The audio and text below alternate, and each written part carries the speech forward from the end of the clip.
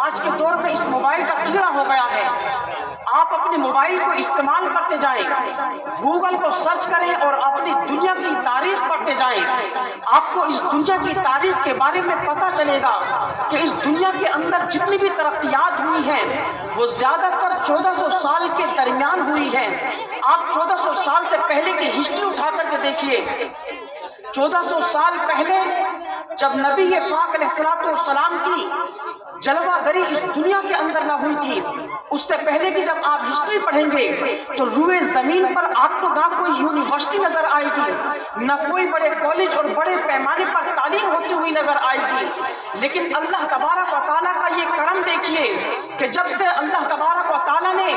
اپنے محبوب کو اس روئے زمین پر مبعوث فرمایا اور آپ کی جلوہ گری مکۃ المکرمہ میں، مدینۃ المنورہ میں فرمائی ہے، اللہ پاک نے اپنے حبیب پاک کے قدموں کی برکتیں اس دنیا کو یہ عطا فرمائی ہیں کہ آپ پوری تاریخ پڑھتے جائیں، گوگل ہسٹری کو سرچ کرتے جائیں، لیکن جتنی ترقی اس زمانے نے ان 1400 سال کے اندر حاصل کی ہے، قسم خدائے وحدہ لا شریک کی، آپ چاہے قرآن مجید کا مطالعہ کریں یا اس کے علاوہ دیگر کتابوں کی تاریخ پڑھتے جائیں، جتنی ترقی انسان نے ان 1400 سال کے اندر قرآن مجید کی تعلیم کے ذریعے کی ہے، اس سے پہلے جتنی بھی کتابیں نازل ہوئی ہیں ان ساری کتابوں کو پڑھنے کے بعد بھی انسان نے وہ ترقی حاصل نہیں کی کہ جتنی ترقی انسان نے اس قرآن مجید کو پڑھنے کے بعد حاصل کی۔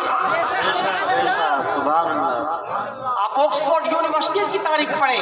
دنیا کی کسی بھی یونیورسٹیز کی تاریخ پڑھیں، ان تاریخوں کے اندر سب میں یہی بتایا گیا ہے کہ جب سے قرآن مجید کا نزول ہوا ہے اور لوگوں نے اس پر سرچ اور تحقیق کرنا شروع کی ہے تو کوئی انجینئر بنتا ہوا نظر آیا ہے۔ جب کسی نے اسی قرآن مجید پر حکمت کی آیتوں پر اپنا استدلال کیا، اس پر اپنی تحقیق کی اور اس نے نگاہ عمیق سے جب قرآن مجید کا جلوہ اور قرآن مجید کے منور آیات کو اپنے مطالعے کے اندر پیش کیا ہے تو وہ اس نتیجے پر پہنچا ہے کہ اس نے حکمت کی آیتوں کو پڑھنے کے بعد کوئی ڈاکٹر بنتا ہوا نظر آیا ہے، کوئی حکیم بنتا ہوا نظر آیا ہے، لیکن اسی قرآن مجید پر جس نے جیسی تحقیق کی ہے وہ اپنے میدان کا سب سے بڑا سپہ سالار بنتا ہوا نظر آیا ہے۔ جب سیدی سرکار اعلیٰ حضرت علیہ رحمت و رضوان نے 114 علوم و فنون پر اس پر ریسرچ کیا اور اس پر تحقیق فرمائی، قسم خدائے وحدہ لا شریک کی، سیدی سرکار اعلیٰ حضرت نے قرآن مجید پر ایسی تحقیق فرمائی ہے کہ جو 1400 سال میں 14 لوگوں نے مل کر بھی اتنی تحقیق دنیا کے سامنے پیش نہیں فرمائی، وہ سیدی سرکار اعلیٰ حضرت نے قرآن مجید کی روشنی میں ساری روشنی ہمیں عطا فرما دی۔ آپ تاریخ پڑھ کر کے دیکھیں، 1400 سال میں دنیا نے جتنی ترقی کی ہے اتنی ترقی پہلے نہیں ہوئی۔ آپ اپنے شہروں کا یا اپنے آس پاس کے ماحول کو دیکھیں،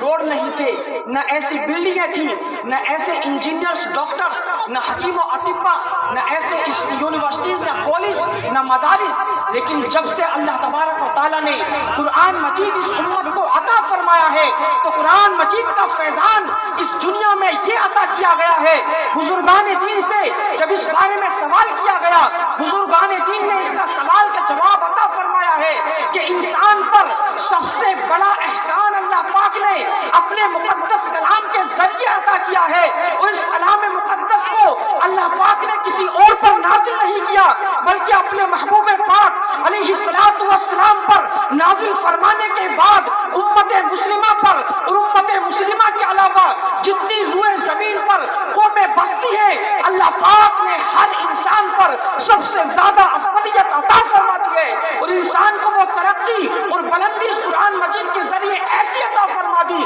کہ انسان رہتا اس روئے زمین پر ہے لیکن اتنی ترقی اس نے کر لی ہے کہ وہ کبھی ہواؤں کے اندر اڑ رہا ہے، کبھی فلائٹس کے ذریعے ایک ملک سے دوسرے ملک کے سفر کر رہا ہے۔ یہ قرآن مجید کی تعلیم کی برکتیں ہیں کہ اللہ پاک نے اس میں ایسے علوم و فنون کے جواہر اور موتی رکھے ہیں کہ جس نے اس میں تحقیق کی ہے اللہ کے کرم سے اس انسان نے اتنی بڑی ترقی حاصل کی ہے۔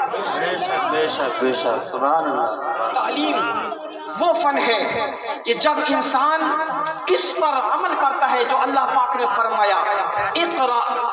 اے انسان پڑھیے، اے مخاطب پڑھیے. ہمارا قرآن مجید ہمیں یہ تعلیم دے رہا ہے کہ پڑھیں ہم. جب تک ہمارے پاس تعلیم نہ ہوگی، میں آپ کی توجہ چاہوں گا، جب تک ہمارے پاس توجہ نہیں، ہمارے پاس تعلیم نہیں ہوگی، ہم دنیا کے کسی بھی میدان میں بڑی کامیابی حاصل نہیں کر سکتے. ایک جملہ ہے